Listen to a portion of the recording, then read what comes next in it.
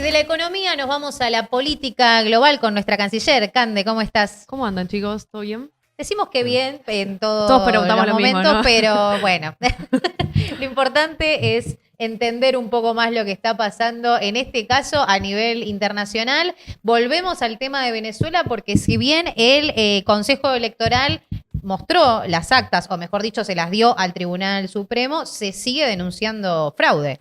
Así ¿No? es, seguimos en la misma situación casi similar a la semana pasada. ¿Por qué? Seguimos ¿Qué pasó con ahora? conflictividad, no, porque esto, como vos bien mencionabas, sí hubo aparecieron las actas, digo, se le transmitió al organismo, pero bueno, sigue habiendo muchas dudas sobre el proceso electoral, sigue habiendo muchas dudas sobre la legitimidad de Nicolás Maduro, y digamos que este proceso no se cierra. Un poco lo que yo decía la semana pasada, no creo que ni el día anterior, ni el siguiente, ni el que viene se termine este proceso, me parece Pero que si sigue el en esa reclamo línea. era, perdón, si el reclamo era presentar las actas, presentó las actas y ahora se dice que no valen esas actas, ¿cómo? Sí, dice que el intento de fraude estuvo, que igual fue un proceso irregular, que igual fue con mucha violencia en las calles, que igual había perseguidos políticos. Entonces, bueno, sigue estando esa situación irregular. Tuve la gran oportunidad de tener una conversación con una de las veedoras internacionales que estuvo allá en Venezuela.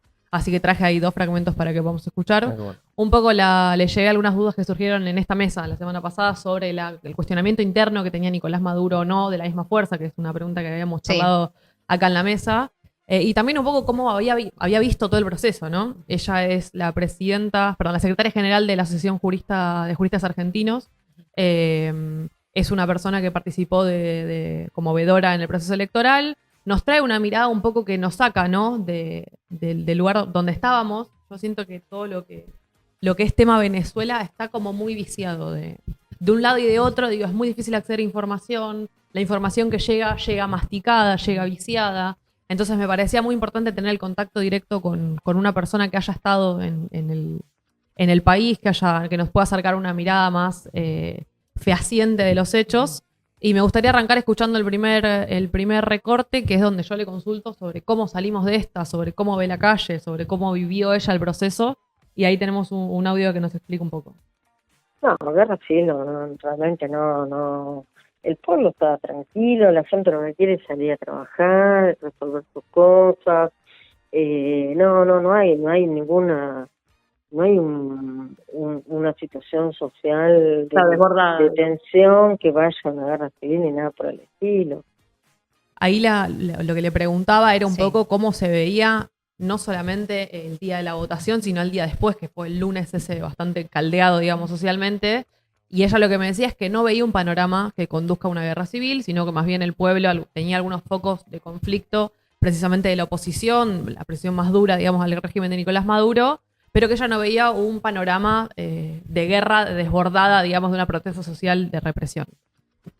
Tenemos también la otra voz, ¿no? Digo, Claro. hay que también traerla para problematizar un poco el conflicto, porque si no es de buenos y malos y me parece que no sucede eso. Un poco también es lo que decía Cristina Kirchner el sábado que habló en Morena, diciendo en Venezuela no hay ni buenos ni malos, es un país con petróleo, es un país muy rico, es un país con mucha historia, con un montón de complejidades, que reducirlas a Maduro bueno, Maduro malo es medio peligroso, ¿no? No, obviamente, aparte siempre pensando en que lo positivo es la autodeterminación de cada uno de los pueblos y de sus países, ¿no? Entonces, en base a eso, uno intenta entender, pero sin poder sacar muchas conclusiones, porque es decir, estamos a tantos kilómetros, como vos mencionabas, ¿no? Esto de que la información no llega generalmente por los mismos cables, a menos que te esfuerces, que vayas a la fuente y hagas este tipo de laburo que es mucho más complejo que agarrar el celular, abrir cualquiera de las páginas que tenés y Total. ver qué es lo que dicen. Y uno generalmente se queda con esa impresión a menos que lo pueda contrastar con otra imagen.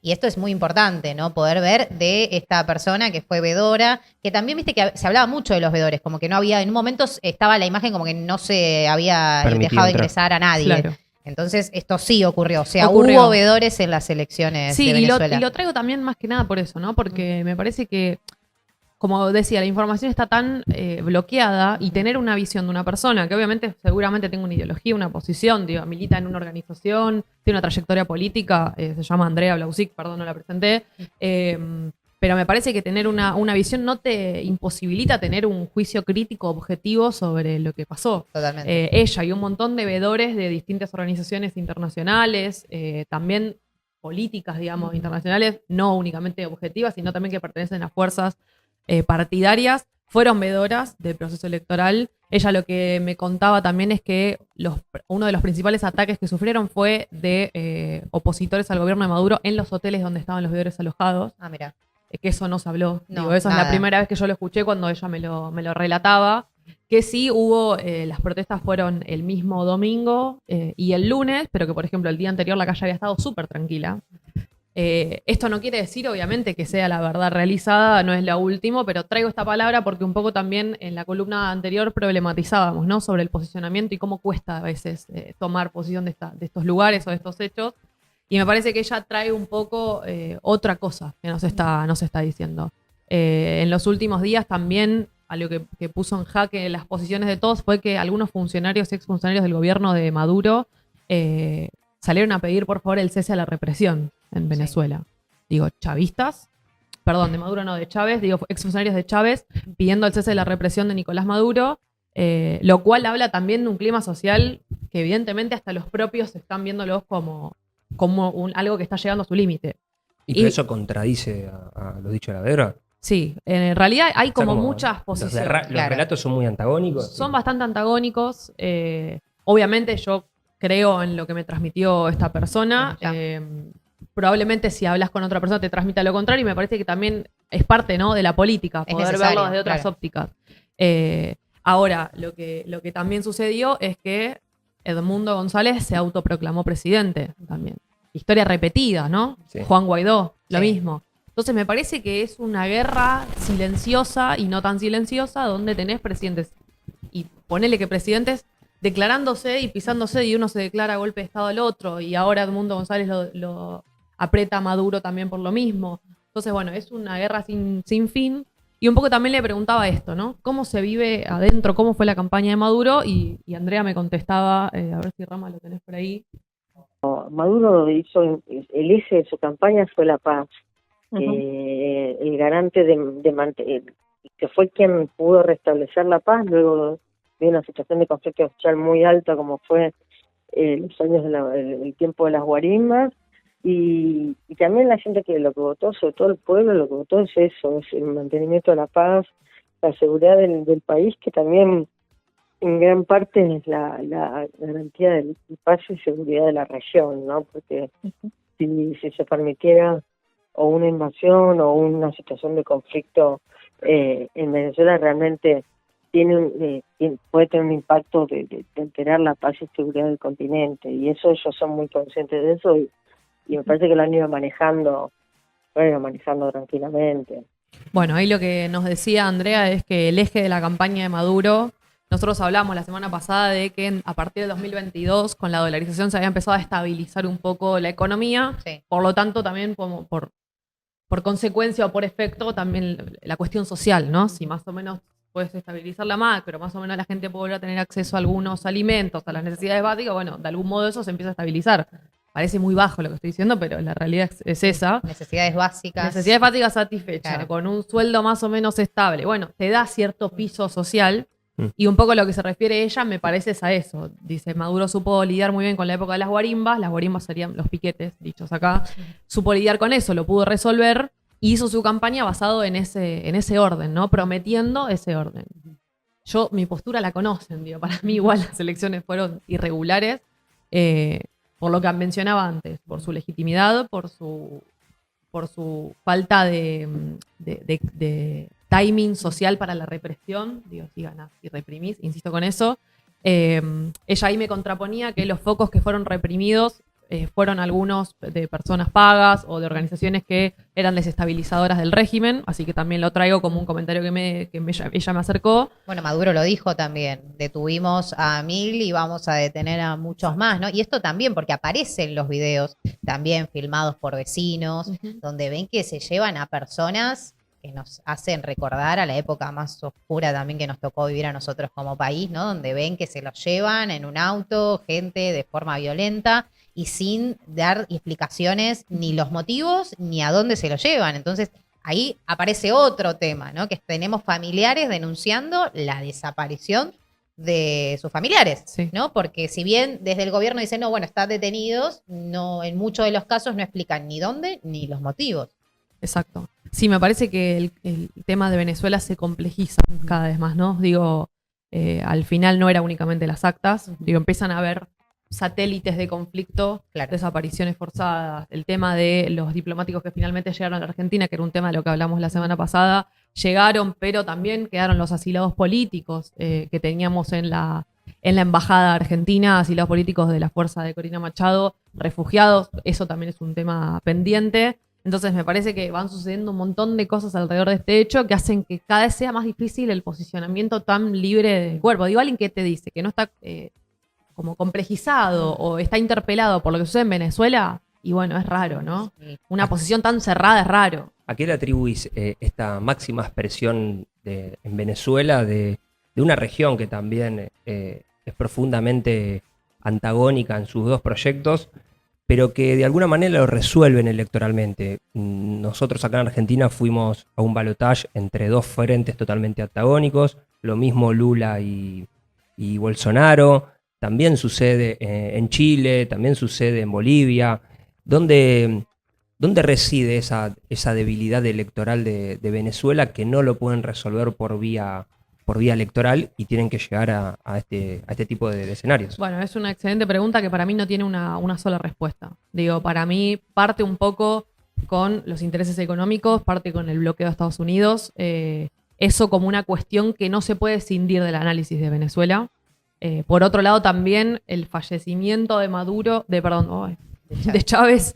El fallecimiento de Chávez también pone un poco en conflicto todo el sistema político, que es lo que hablábamos la semana pasada. El sucesor, claro, que parecía ser Maduro, parece que se sobregiró también, entonces eso pone también en debilidad todo el sistema. Me parece que no hay una explicación única, entonces hace que sea más difícil también entender cuáles son los puntos de partida, ¿no? Cuando hablamos de la desestabilización venezolana, ¿cuándo las ponemos? ¿En el 58, cuando cae el régimen del dictador Jiménez, o a partir de que se cae el pacto de punto fijo, o a partir de la autoproclamación de Juan Guaidó? Bueno, cada uno va a hacer un recorte temporal, que me parece que lo valioso es eso, digo, son las miradas, pero que es muy difícil tener una visión acabada, única y sin contradicciones. Después que hayas vaticinado la muerte de Maduro, No. ese falló.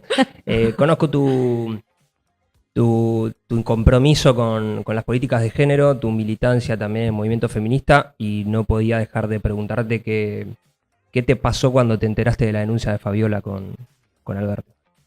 Bueno, tremendo. Cuesta, ¿no? Hablar de estos temas. A mí en lo personal me parece algo, y también lo discutí con muchas compañeras, principalmente compañeras afuera del aire y demás, a mí casi que ya no me sorprenden estas cosas, por una cuestión de que, voy a hablar más en términos personales, pero digo, me ha tocado convivir en lugares donde había personas que parecían nunca ser violentas y que después a los 2 meses te enterabas, y al fin le dieron bola, digo, al feminismo que viene denunciando que la violencia es transversal a todas las fuerzas políticas, a todos los espacios, a todos los lugares. Digo, nosotras venimos diciendo hace 1000 años que la violencia de género es una cuestión que atraviesa espacios de fútbol, clubes, espacios recreativos, grupos de amigos, familias. Entonces me parece que obviamente es una noticia horrenda, digo, obviamente en mi solidaridad total hacia Fabiola principal y a quienes hayan estado alrededor de ese caso, pero me parece que no sorprende porque hablamos de una situación patriarcal. Obviamente es disruptivo y es hasta cínico una persona que le puso el fin al patriarcado, ¿no? Bueno. También me parece que estamos en otra época. Un poco lo hablábamos cuando yo veía el video de Alberto diciendo le puse al fin al patriarcado y todo el teatro aplaudiendo. De bueno, eso hoy no sé si sucede. Pero bueno, me parece también que habilita un poco lo que hablaban ustedes de el peronismo tiene que tener una renovación porque tenemos muchos sapos adentro y me parece que es hora de que estas cosas se tomen realmente en serio, de que en los ambientes donde nos movemos sabemos quiénes son los violentos, sabemos quiénes están denunciados y que eso deje de ser, bueno, se pone al costado, sino que esté sobre la mesa y que sirva para a la hora de cerrar listas o tomar decisiones de caras, ¿no? Y una renovación que va más allá de las edades, ¿no? Esto que decíamos que es un número, la edad de cada uno, sino que estamos hablando de percepciones, ¿no? Una renovación desde ese lugar, como de dejar, no por una cuestión de gente mayor, sino de gente que apaña este tipo de situaciones solamente por pertenecer o para que no se quiebre o para que no se genere un problema que requiera un tratamiento mucho más importante, prefieren hacer lo que se conoce como la vista gorda, ¿no? Y dejarlo de lado y bueno, el famoso no decir nada, que también cuando uno no dice nada está diciendo mucho y en definitiva después terminan explotando las cosas y se saben. Sí, me pareció valioso el posicionamiento de muchas de las mujeres del gabinete que salieron, ¿no?, a repudiar, por ejemplo, Elizabeth Gómez Alcorta. Coincido completamente en que esto no se soluciona con la baja o con el ninguneo de políticas de género, todo lo contrario. Digo, la profundización es por ahí.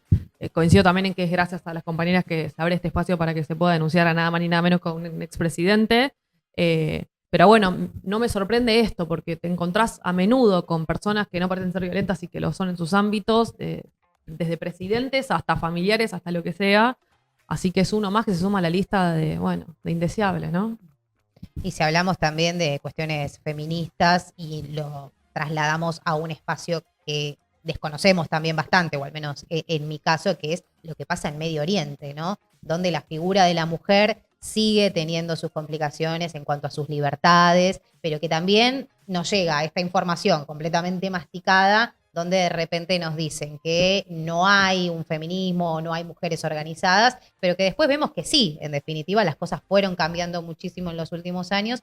Y también, y preguntándote sobre esto, lo que pasó en estos últimos días donde se intensificó el conflicto entre Irán e Israel, si sabés cuál es la participación de las mujeres en ese contexto, si es que lo tienen o no, o es solamente algo que están discutiendo entre los hombres que se están disputando el poder y dejan eso en un segundo o tercer plano. No, creo que siempre hay organizaciones de mujeres presentes en casi todos los espacios políticos más o menos vedados en el mundo. Digo, me parece que la organización y las mujeres en clave feminista de alguna manera participan en la política. Obviamente hay contextos más o menos adversos. Digo, en Argentina, al lado de un país de Medio Oriente, bueno, sí, digo, estamos en Disney más o menos. Ahora no siempre sucede esto. En Medio Oriente sí lo que está pasando y lo que toma mucho protagonismo es el asesinato en Irán de uno de los líderes, del principal líder del Hamas, por lo cual se está esperando una contraofensiva del gobierno de Irán a Israel, que por ahora no se hizo cargo del asesinato, pero que bueno, aparentemente, y todo indica de que fue las fuerzas israelíes que lo asesinaron, nada más ni nada menos que en Teherán, la capital de Irán. Así que por ahora esa guerra silenciosa está a punto de estallar. Me parece que ahí Irán está haciendo como una guerra, digamos, de paciencia, porque la verdad es que se espera una contraofensiva que no se está dando, así que me imagino que Medio Oriente se está comiendo las uñas y todo lo que lo estamos siguiendo también. También es un conflicto de muy larga data, la enemistad entre Israel e Irán tiene décadas históricas. Es un conflicto muy, muy complejo que también se cruza con lo que sucede en Cisjordania, con lo que sucede en Gaza. Entonces me parece que tiene muchos ápices para entender, pero que sí se puede vaticinar que la contraofensiva iraní está al caer a la orden del día, en cualquier momento sucede. No sabemos cuándo, dónde. También hubo una alerta de francos sobre que Israel advirtió que podía haber llegar efectos colaterales a los países aliados. Así que me parece que es un tema que vamos a tener que seguir y hablar de acá hasta que termine, si es que termina en algún momento esto, ¿no? Esperemos que termine de una buena manera, ¿no? Pero esto también es importante porque uno piensa, bueno, estás en otro continente, en otra vida, completamente una cultura diferente, pero te puede llegar algún resabio de algo que pasa ahí a Argentina, como en este caso, claro que Francos dijo que Israel le dio la alerta que no descartaban que en Argentina pudiera pasar otro ataque, lo cual nos hace nuevamente recordar otras de las épocas oscuras donde hemos vivido situaciones horribles que derivaron también del conflicto en Oriente Medio. Así que de repente otra vez vuelven a aparecer las alertas. Se habló de los servicios de inteligencia que se les pidió también que estén trabajando en esto para prevenir cualquier situación, que no es para alertar ni generar miedo, sino para entender que no estamos tan lejos como creemos de esa situación. Y también, ¿no?, para problematizar un poco lo que siempre nos cuestionábamos, o al menos en mi caso me cuestionaba, el posicionamiento tan abierto de Milei, digo, como una causa personal, ¿no?, de la alineación con Israel.